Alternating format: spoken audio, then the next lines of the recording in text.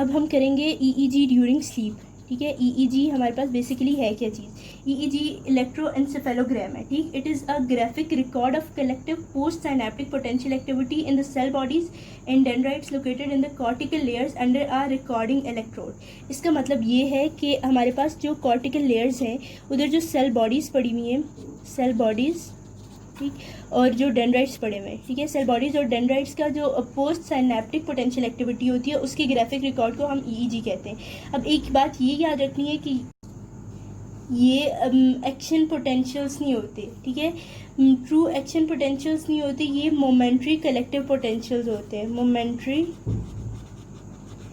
Collective potentials. ठीक, इसका ये मतलब हुआ है कि ब्रेन के जितने भी एरियाज होते हैं, ठीक है, अगर सिंगल न्यूरॉन फाइबर फायर हो रहा है तो इसका ये मतलब है कि ईईजी रिकॉर्ड नहीं हो सकती। ठीक है, अगर बहुत ज़्यादा एरियाज जो हैं वो सिंक्रोनसली फायर कर रहे हैं, एक साथ में फायर कर रहे हैं, तो हम ईईजी रिकॉर्ड कर सकते हैं। ठीक है, so it is not action potential, it is not record of action potential, it is record of momentary collective potentials.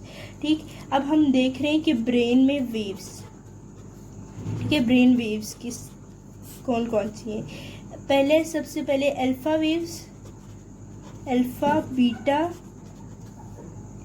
Gamma, theta और डेल्टा। ठीक, सबसे पहले अल्फ़ा वेव्स देख लेते हैं। ठीक है, अल्फ़ा वेव्स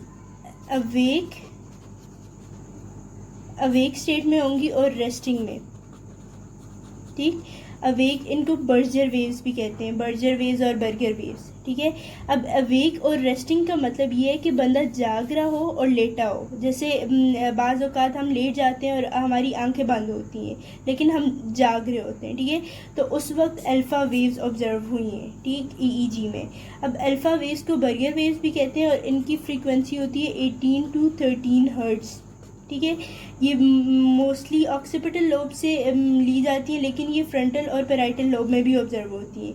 अब क्या होता है कि अगर बंदा आंखें बंद है, ठीक है, तो हमारे पास अल्फ़ा वेव्स आएंगी यूँ। ठीक है, क्लोज्ड आइज। ठीक, तो ये अल्फ़ा वेव्स, ये वेव्स की सही जाके एक्सप्लेनेशन हम जब ईईजी प्रॉपर्ली पढ़ेंगे तो उसमें आएगी, लेकिन अभी से इसी तरह याद रख लें कि ये अल्फ़ा वेव्स हैं। ठीक, बीच में अगर बंदे ने किसी वजह से अगर लाइट एक्सपोजर हुआ है, कुछ भी हुआ है, तो उसकी वजह से बंदे ने आंखें खोल ली हैं, तो ये अल्फ़ा वेव स्टॉप हो जाएंगी। ठीक है, अब इसमें आ जाएंगी बीटा वेव्स। बीटा वेव्स की आगे जाके एक्सप्लेनेशन करते हैं। ठीक, बीटा वेव्स आ जाएंगी। फिर अब उसने लाइट ऑफ कर दी है किसी ने, उसने आंखें फिर से बंद कर दी हैं, तो फिर अल्फ़ा वेव्स आ जाएंगी। ठीक, तो ये सिनेरियो है इसका। अब बीटा वेव्स में क्या है कि बीटा वेव्स होती हैं जब बंदा अवेक हो, अलर्ट हो, ठीक है, या फिर टेंशन में हो। ठीक है, और ये बीटा वेव्स जो हैं ये याद रखना है कि resting rapid eye movement sleep के दौरान अपीयर होती हैं। ठीक है, beta waves awake, alert, rapid eye movement और टेंशन के दौरान। ठीक, अब बीटा वेव की फ्रीक्वेंसी है 14 to 18 हर्ट्ज़। ठीक, और it occurs during intense mental activity and stress. ठीक है, जब कोई स्ट्रेस हो या कोई ज़्यादा मेंटल एक्टिविटी हो रही हो उस वक्त होता है। ठीक है, अवेक, अलर्ट, टेंशन और resting rapid eye movement sleep के वक्त होता है। अब गेमा वेव्स जो होती हैं ये जो अगर बंदा जागा है, ठीक है, फ़ौरन से अभी जागा है और वो फोकस करने की कोशिश कर रहा है, किसी चीज़ पे फोकस करने की कोशिश कर रहा होता है सो के उठने के बाद, तो उस वक्त गैमा ऑसिलेशन आएंगी हमारे पास। ठीक, अब थीटा रिदम है, थीटा वेव्स भी थीटा रिदम भी कह सकते हैं।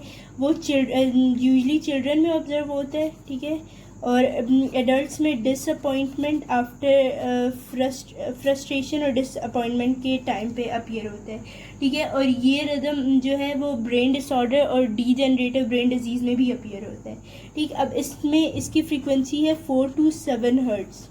ठीक, और ये पेराइटल और टेम्पोरल रीजन में ऑब्जर्व हुआ है। जो अल्फ़ा था वो ज़्यादा ऑक्सीपिटल में होता है, लेकिन पेराइटल और टेम्पोरल में भी होता है।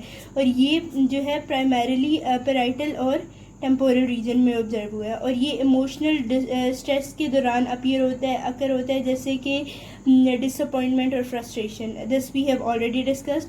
अब हम आते हैं डेल्टा वेव्स की तरफ. ये डेल्टा वेव्स इन्फेंसी में ऑब्जर्व होती हैं, ठीक, या फिर नॉन रैपिड आई मूवमेंट्स के दौरान, मतलब स्लो वेव स्लीप जो होती है उसके दौरान ये मूवमेंट्स आती हैं, ठीक. ये डेल्टा वेव्स अपीयर होती हैं, ठीक. इनकी फ्रीक्वेंसी है बिलो 3.5 हर्ट्ज़, ठीक. और ये अच्छा, ये डिपेंड नहीं करती ये दूसरे एरियाज़ पे, ये सिर्फ कॉर्टेक्स पे डिपेंड करती हैं, ठीक.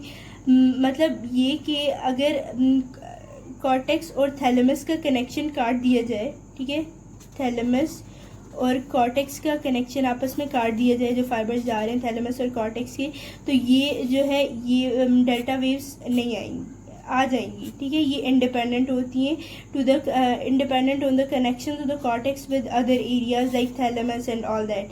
लेकिन जो अल्फ़ा वेव्स होती हैं ये हाईली डिपेंड कर रही होती हैं कि कॉर्टेक्स का कनेक्शन है थैलेमस के साथ या नहीं, ठीक है.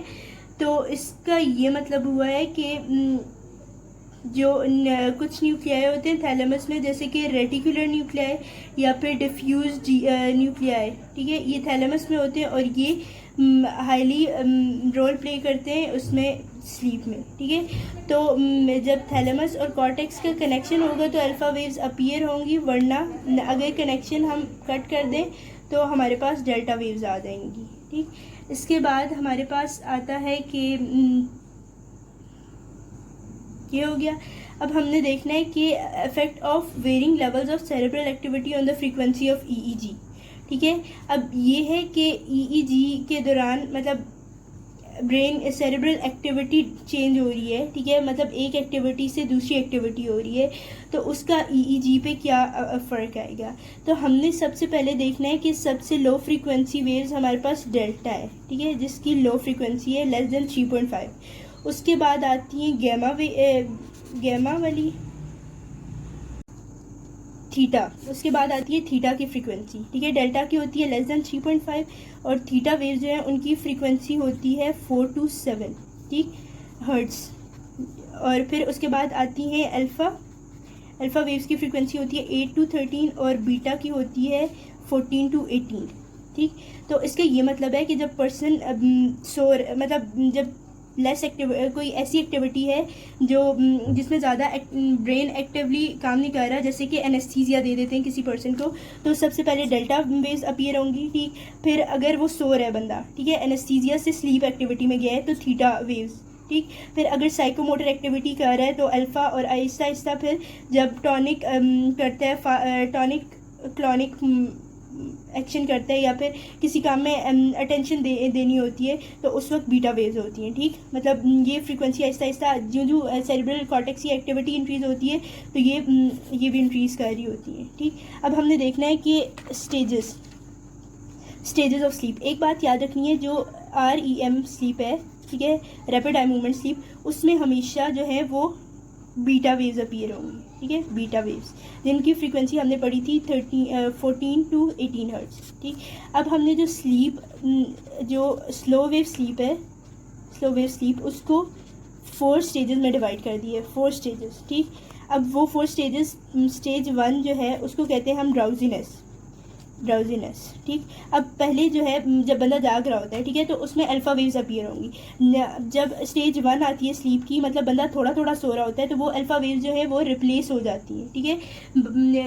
Those alpha waves are replaced by low voltage and high frequency waves, ठीक है. हाई फ्रीक्वेंसी वेव से वो रिप्लेस हो जाती हैं और ये जो स्टेज है ये 1 to 7 मिनट्स के लिए लास्ट करती है. अब स्टेज 2 आती है हमारे पास, इसको कहते हैं हम लाइट स्लीप, ठीक है, मतलब बंदा थोड़ा थोड़ा नींद में जा रहा होता है उसमें. अब इसमें क्या है कि जो है थीटा वेव्स अपीयर हो जाएंगी, ठीक है. थीटा वेव्स जो 4 to 7 हर्ट्ज़ जिनकी फ्रीक्वेंसी हमने पढ़ी थी, ठीक. अब ये थीटा वेव्स यूँ जा रही हैं. अब इन थीटा वेव्स के बीच में स्लीप स्पिंडल्स आ जाएंगे, ठीक है. स्लीप स्पिंडल का मतलब है कि हमारे पास spindle shape burst of alpha waves, ठीक है. अल्फ़ा वेव का एक स्पिंडल शेप बर्स्ट आएगा तो इसको हम कहते हैं स्लीप स्पिंडल. थीटा वेव में स्लीप स्पिंडल आ गया, ठीक. अब इसके बाद स्टेज 3 आती है हमारे पास. स्टेज 3 इसको कहते हैं मॉडरेटली डीप स्लीप, ठीक है। अब इस स्टेज 3 में क्या होता है कि जो स्लीप स्पेंडल होता है वो डिसअपियर हो जाता है और इसमें थीटा वेव्स ही रहते हैं, लेकिन उनकी फ्रीक्वेंसी जो है वो डिक्रीज कर रही होती है। ठीक। अब स्टेज जो 4 है, स्टेज 4 जो है हमारे पास, सॉरी एक सेकेंड, स्टेज 4 में क्या होगा कि डेल्टा वेव्स अपीयर हो जाएंगी। ठीक। जो डीप स्लीप के वक्त होती हैं, डीप स्लीप। ठीक। डीप स्लीप के वक्त डेल्टा वेव्स अपीयर हो जाएंगी और फ्रीक्वेंसी जो है वो डिक्रीज़ कर जाएगी 1.3 तक। ठीक है। और इसमें ख्वाब आना, नाइटमेयर्स भी आना शुरू हो जाएंगे और इसमें बंदा स्लीप वॉकिंग भी करता है और बोलता भी है सोए हुए, तो वो फिनोमेना इसमें स्टेज 4 में होगा। ठीक। अब 4 स्टेजेस हैं, स्टेज 1, 2, 3, 4। ठीक है। 1 में लो फ्रीक्वेंसी वेव्स होंगी। ठीक है, हाई फ्रीक्वेंसी, सॉरी 1 में हाई फ्रीक्वेंसी वेव्स होंगी, सेकंड में थीटा, थर्ड में थीटा और फोर्थ में जो है वो हमारे पास डेल्टा वेव्स आ जाएंगी। ठीक है। सेकंड में एक बात याद रखनी है कि यहाँ पे स्लीप स्पेंडल अपीयर होगा। ठीक है, लेकिन इसमें नहीं होगा। So this was all about EEG related to sleep. तो अब नेक्स्ट पार्ट में हम एपिलेप्सी और दूसरे जो डिसऑर्डर्स हैं उनके दौरान EEG देखते हैं। Thank you.